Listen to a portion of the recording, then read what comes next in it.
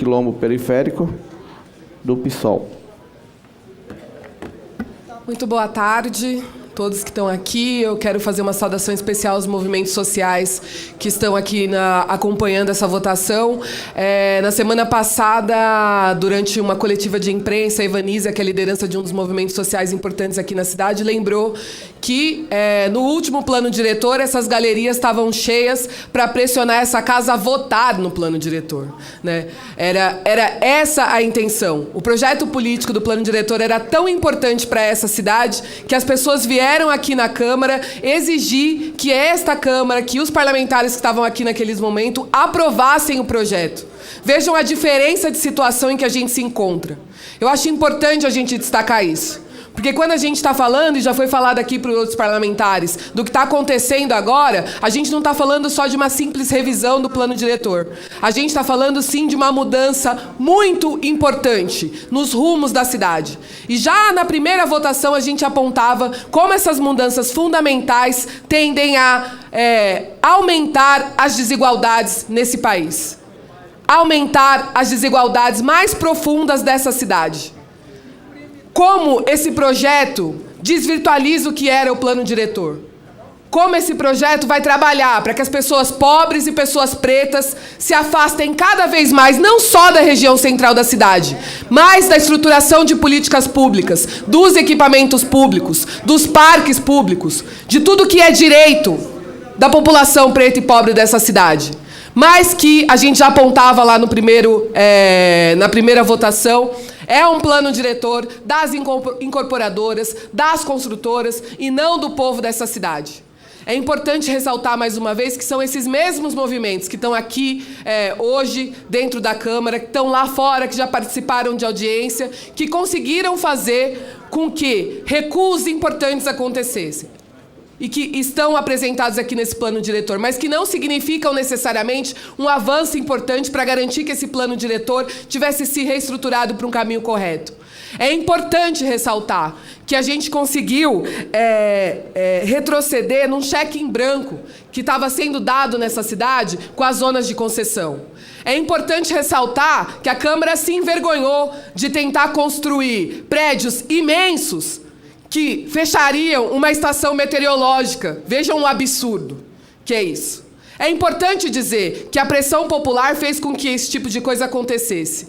Mas é importante mais ainda ressaltar que grandes prejuízos vão continuar acontecendo nessa cidade com a votação que pode acontecer aqui hoje, se os vereadores dessa casa não se conscientizarem para o absurdo que é o plano diretor da maneira como ele está escrito. A gente está ouvindo aqui um discurso sobre o recapeamento da cidade. Eu sou da Zona Leste de São Paulo, da cidade de Tiradentes. Eu sei exatamente o prejuízo que são os buracos que tem na quebrada. Os buracos que tem em todas as ruas. Se você pega a Radial Leste para vir aqui na Câmara, você sabe exatamente o que são buracos. Mas a cidade de São Paulo e o prefeito Ricardo Nunes poderia ter recapeado a cidade há muito tempo. Por que agora ele quer fazer a cidade acreditar que só uma alteração no instrumento fundamental para a moradia popular, como o Fundurb, é que vai garantir com que ele possa fazer isso? O cara tem 35 bilhões em caixa.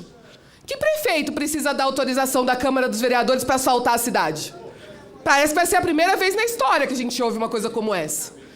Por que desinstalar um instrumento tão importante como o Fundurb? Se a gente estivesse falando aqui que a gente teve um avanço importante na construção de moradias populares, que esse instrumento poderia ser modificado e redirecionado para coisas que eram mais fundamentais da cidade, a gente estaria aqui concordando com isso, porque isso sim é uma prerrogativa do prefeito. Mas não, a gente só piorou a situação da moradia popular na cidade de São Paulo. Só piorou. Em cidade de Tiradentes, que é o meu território, que é o meu bairro, que eu fui morar em 1987, tem gente recebendo carta de despejo depois de morar 30, 40 anos nas suas casas, por conta de planos e reestruturações que a prefeitura sugere para a população e que depois não tem condições de pagar. E enquanto isso, a gente vem aqui para a Câmara Municipal, com a cara mais lavada, discutir a construção de kitnets custando 350 mil reais do lado de uma estação de metrô, para morar filho de rico, que estuda de graça na USP. É isso que a gente está vendo com esse plano diretor, e é por isso que a gente fala que esse plano está, sim, trabalhando para aumentar as desigualdades dessa cidade. As desigualdades que já deixam mais ainda mulheres negras longe de homens brancos, e é por isso que nessa cidade a gente vive 23 anos a menos do que um homem branco que mora em Moema. É esse tipo de política que é construída aqui nessa Câmara Municipal que faz com que essas coisas aconteçam. Quando a gente fala de racismo estrutural, a gente não está falando de racismo invisível. A gente está falando de como o Estado brasileiro se organiza. E está se organizando aqui para todo mundo ver, para deixar o nosso povo cada vez mais doente, pobre e longe, afastado da cidade. Então não dá para a gente dizer que a gente teve um avanço aqui na reestruturação, na segunda votação em relação ao Fundurb. Não dá pra gente dizer que a gente teve um avanço em relação aos eixos, porque agora a gente diminuiu de 600 para 700, né? Que eles estão dizendo. Primeiro aumenta para 1.000, depois vem para 700 para dizer que diminuiu. Não, estamos aumentando. E ainda, como já foi dito aqui, como falou a Bianca Tavolari hoje no jornal, com uma pegadinha irresponsável, que permite ainda construções mais próximas de regiões que deveriam ser prioritárias para a população pobre dessa cidade. Então é tudo. É a cara lavada, é chamar a população de burra, achar que a gente não vai entender o que eles estão escrevendo dentro das entrelinhas de um projeto de lei. É isso que a gente está fazendo aqui hoje. É muito triste que a gente, além de todas essas coisas que a gente está vendo, a gente ainda se depare com a possibilidade de isenção de ISS para grandes clubes da cidade, para grandes construções na cidade. Se esse projeto for aprovado do jeito que está, um ataque, por exemplo, que tinha sido feito um acordo com o MP para uma grande obra que existe aqui nessa cidade, era construir 3.000 moradias populares, como compensação, já que você estava fazendo uma grande obra na cidade de São Paulo. Com o que está escrito aqui, do jeito que está aprovado, a Prefeitura de São Paulo está lavando as mãos e abrindo mão dessas 3.000 moradias populares que já tinham sido acordadas com o Ministério Público. Abrindo a mão para dar isenção para gente que tem dinheiro. E ainda atacando o Fundurb. É um ataque em cima de outro ataque.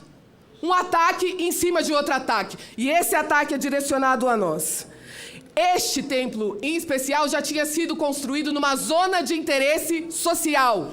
Um território da cidade que deveria estar para a população preta, para a população pobre. E, mais uma vez, a gente vai ser vilipendiado. E, para concluir, porque meu tempo está acabando, eu vim para cá hoje pensando que uma das primeiras falas minhas nesse plenário foi sobre o Pio Central, um projeto de intervenção urbanística aqui na cidade de São Paulo.